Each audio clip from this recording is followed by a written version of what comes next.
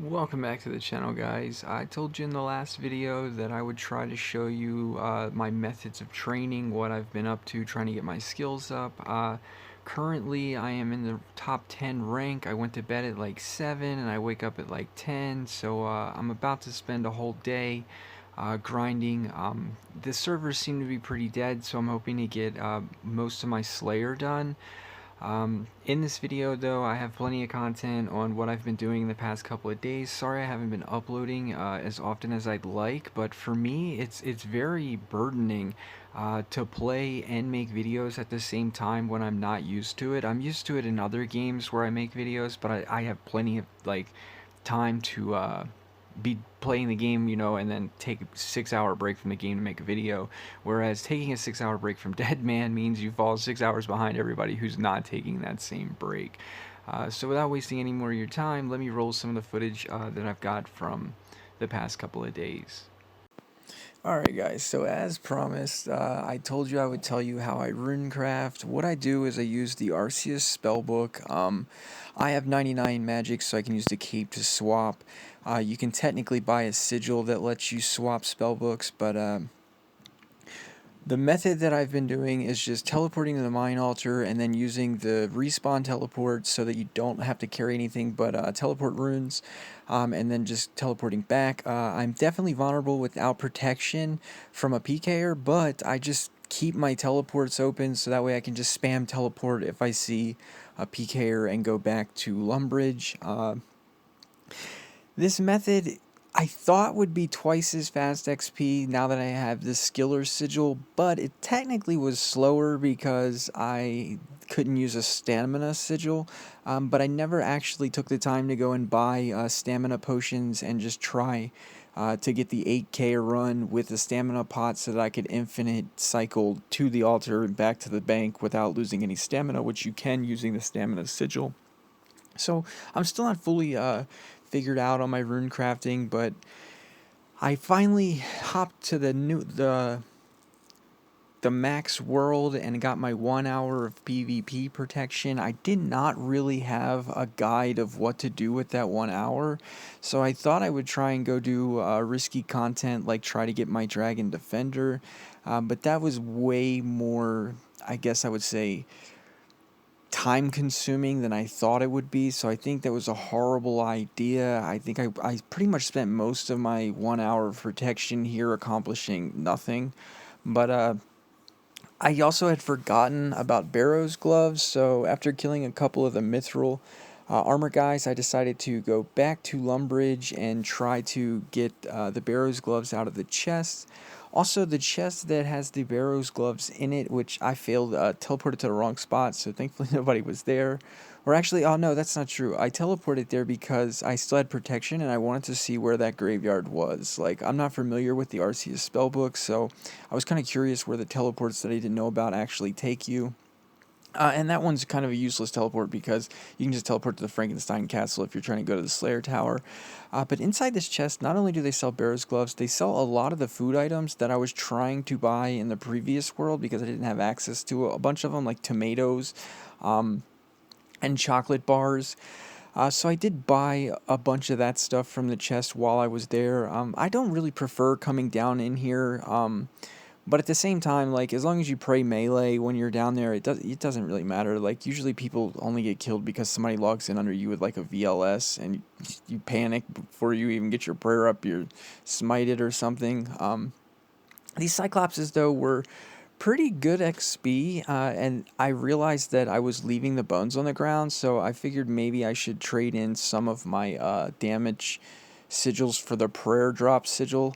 I have still been working on a mass collection of sigils in my bank. Basically, I stopped trying to invest money in gear because, like, the Guthans that I'm wearing and the dragon boots that I'm wearing, I spent a lot on that stuff when the tournament first started, and I really wish I didn't because it's not really necessary. Like, for me anyway, it wasn't really necessary. Like, I could have been using snakeskin boots and just d'hide and save the money to invest in more profitable stuff.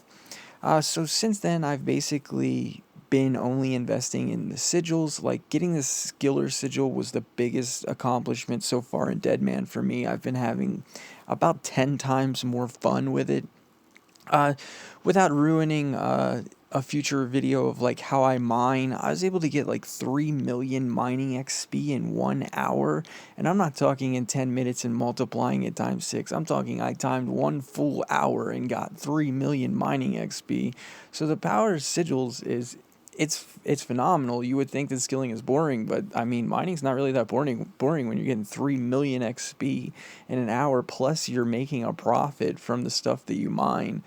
So yeah, in the next video, I'll probably show more methods that I don't cover in this video. This video is basically just me recording off and on in the past couple of days while I've been grinding, and then trying to put as much of it together into a video. It took me a long time to edit this video so I could show you guys what I had been up to. But to not use up all of my protection at the Warriors Guild getting nothing, like I'm only up to an Iron Defender, and 45 minutes of my protection for an Iron Defender that I have absolutely no use for. I at least hope to get to Rune or something usable. But yeah, we're going to have to go back there when it's dangerous. I wish I had a Guardian Sigil, but basically the Warriors Guild, you're stuck where you have to freeze the PKer and Telly away. Or you've got to, I guess you would say, juke them on the stairs and get a teleport. Like maybe they think you went up a stair and you actually went down, or maybe they think you went down a stair and you actually went up. I didn't have very many points left, but I wanted to go over to the Emblem Trader and spend the points that I did have. You got to remember that these points are also from not slaying, really. Like, I haven't started the Slayer grind at this point.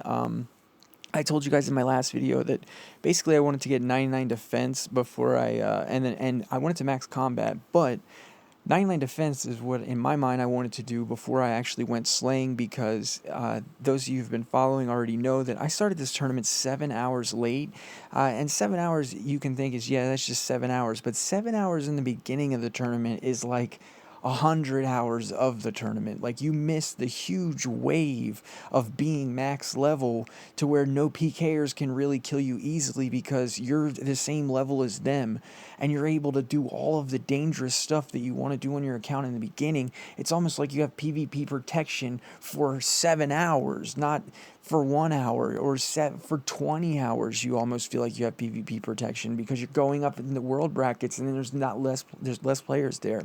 Whereas me, I started so late that when I already started, there were people PKing in full gear, and I'm at the bottom of the world brackets, which basically kept me hugging safe zones, kept me from being able to grind my melee stats, being able to slay early in the game and get a huge lead. So right now, I'm basically a skiller who's trying to get back to my favorite skill, which is slaying, and I think throughout this video you will see that we did accomplish that. The reason why I'm in this shop for so long is because I wanted to take my protection time to really figure out, like, what the hell am I supposed to be buying in here? Like, and I'm thinking that the most profitable stuff in there is probably the mage, or the magic short bow scrolls, and then I'm not familiar with any of those pouches. Like, I have so much to learn. I'm bad at PvP. So these pouches, I'm deciding to buy a few just to see what they do. Like, I've never used them before. I don't know how they work. And I've come to figure out that all Blighted means is can only be used in the wilderness. Deadman, the whole entire world is considered the wilderness. And then the pouches basically are just like a rune pouch that holds the runes, which it took me a while to figure out. I thought you just click the pouch and use it on something. I didn't know you actually have to be on the same spell book and all of that. This is also my first time ever going to this altar. So basically you can sum up that in my 1 hour protection, I tried to get a defender, and I tried to learn as much as I could with what I didn't know. I thought that I could use up these bones and then unnote the bones that I had with some druid next to the altar. But again, I've never done this before, and when I clicked on the druid, he said he doesn't work with dead men. So I didn't know what I was doing, if I was doing it wrong or not, and I'm guessing I wasn't. I guess maybe it's turned off for Deadman, but I went and I accomplished my mission, and I got 99 defense, 100% in the safe zone, beating on these knights, and it was, well, not a complete waste of time because the knights do drop herbs and sigils, and I got that sigil from them. And at the time, I was able to sell it for 2 mils. Since then, I have gotten one more. So now that I have 99 defense, I decided to finally go start my Slayer grind. My current task in the video is greater demons, and my strategy on killing the greater demons is going to be to safe spot them, so that way if I see anyone I can telly because I'm not actually in combat. So I wanted to make sure that I got there in one piece. Normally I would take fairy rings, but I don't have the quest done for fairy rings. I need to do more quests. I think as of making this video, I think I've done 4 quests.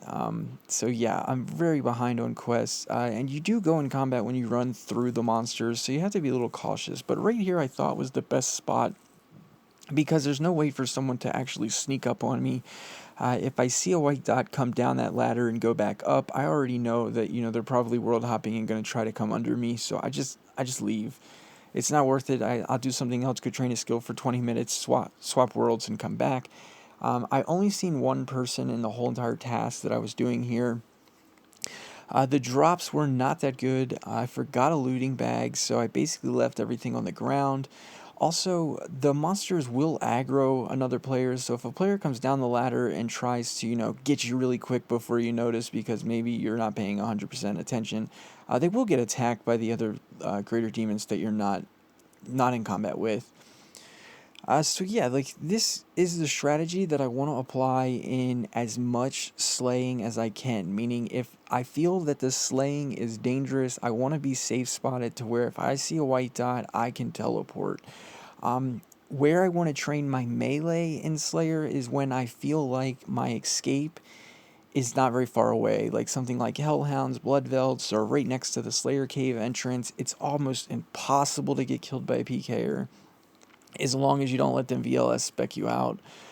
And I got my first tier 5 emblem from those graders, and then I went to do some skilling, and I've been using the remote skilling, like those that you just seen, basically double resources, remote bank, and then double XP is basically how I want to do all of my resource farming.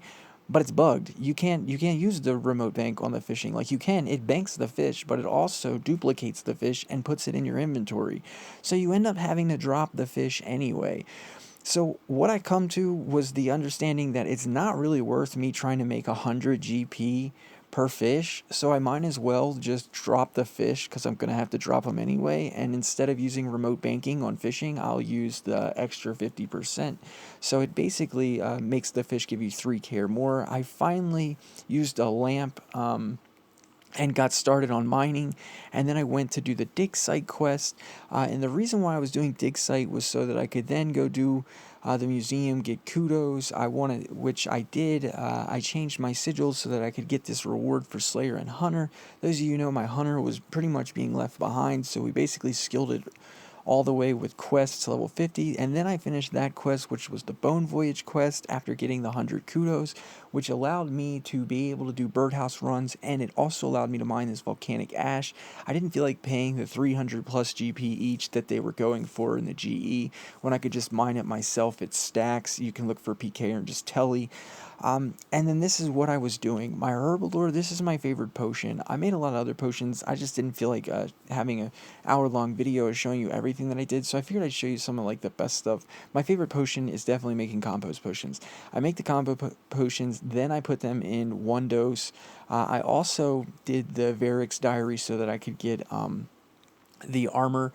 And the problem with that was I almost got PK'd by a guy named Fancy Freddy while I was trying to get my Varric Diary done. Farming is crazy XP. I've got 99 banked. I just need to plant the magic trees and do it. It's like 1.6 mil a farm run in XP for me now. But back to what I was saying.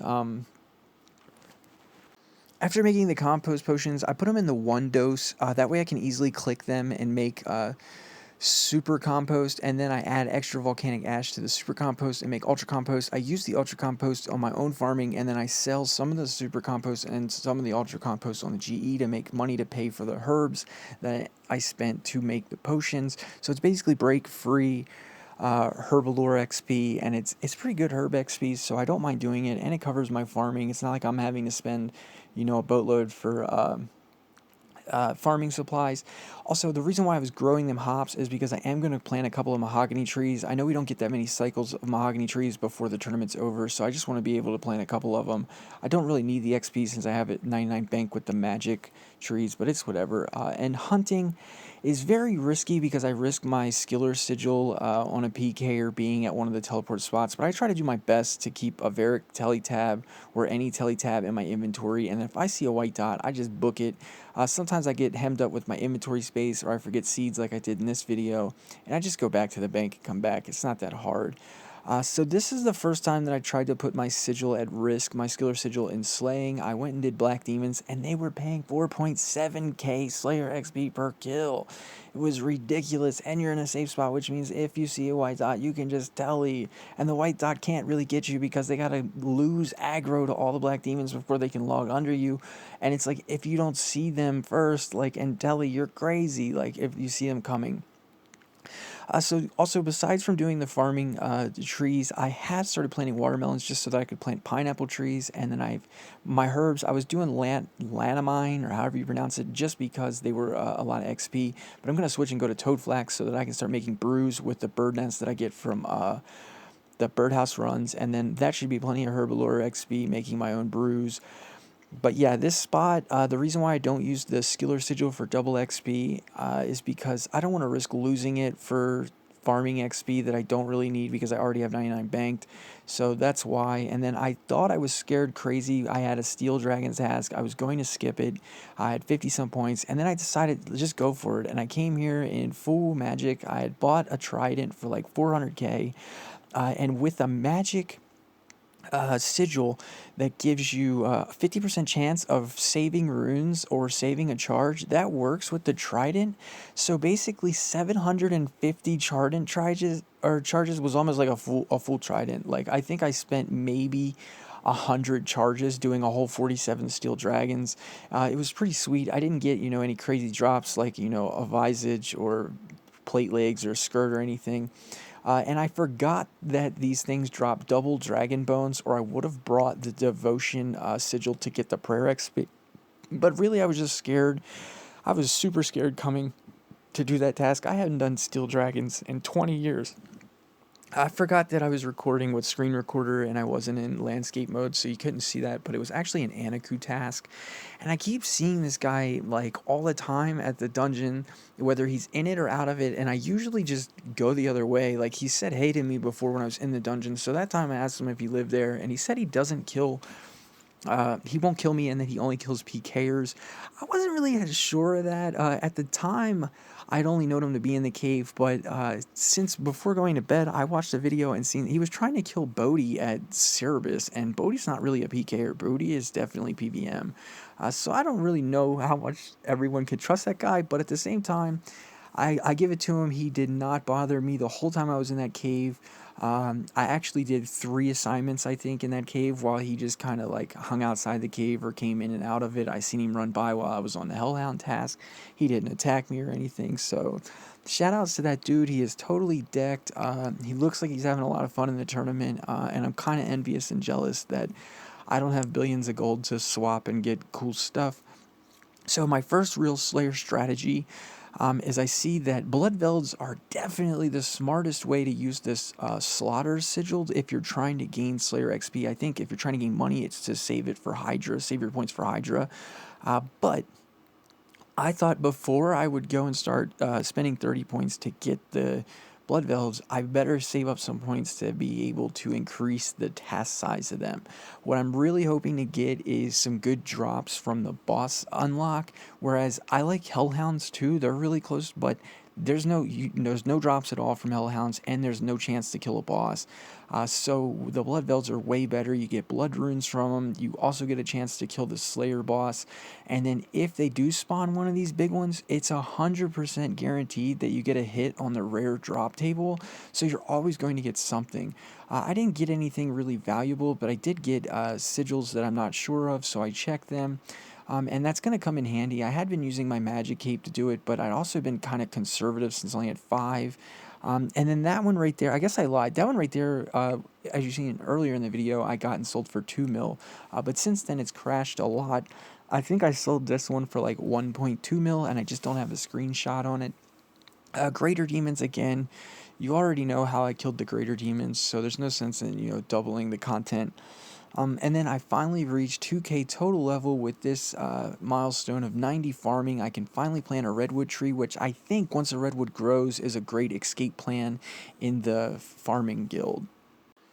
I managed to make it all the way to rank 7 before going to bed last night, and I woke up, I think at like rank 10, so I'm currently, as of editing this video, about to start my full day of grinding, and hopefully we can make some crazy gains, max that melee, get Slayer grind on, and just make a ton of progress.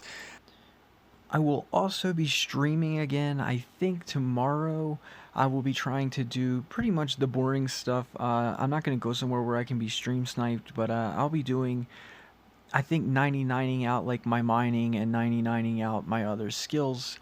But the last time that I streamed, not very many people watched, so I felt like I should just, work on grinding and making progress, and then maybe along the way I'd get some content to share with you guys. So hopefully the content's getting better. I will do my best to keep trying to get more content on film. I missed all of my tank tests, basically. I got attacked a lot of times in the Slayer dungeon, especially when I was trying to do Anaku's before I ran into the guy who said he wouldn't kill me.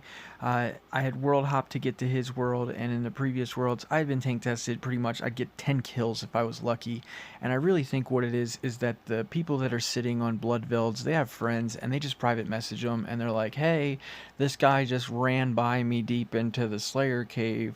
And then some PKer shows up not even 2 minutes later and tries to PK you. But basically, the only advice I can give for tank testing is if you're not very skilled at PvP like myself, I haven't died yet, but my main tip is just pray melee. If you really don't know what you're doing, just camp melee prayer and wear better gear towards range and magic. So what I do is I wear like all D-hide, I pray melee, and then once I'm frozen, I switch, like put a rune kite shield on, try to eat the mage and range damage that they do, and then once I get unfrozen where I can run again, I put like D-hide back on and try to get away. You can also use the Sigil of Escaping, and my favorite is the Sigil of Freedom, which basically you just wait till they think they got a freeze on you, like, oh, they froze you, give them a second or two where they're like getting prepared for the fact that you're not going to be unfrozen, and then just hit that sucker and take off running, and usually you can get a hell of a gap on them before they even realize, like, oh shoot, he's not frozen anymore. Like, yeah, so like that's basically the simplest advice I got, and in the next video I'll try to give you guys some more tips, but thanks to everyone who's been watching, and I hope you enjoy the content along this road to the 32K tournament. I am definitely going to be trying to get as far as I can in the 1v1s, and I also have the plan to try and max my account, make as much gold as possible, spend the gold on some gear for the 1v1s, and basically just call it a day. So later.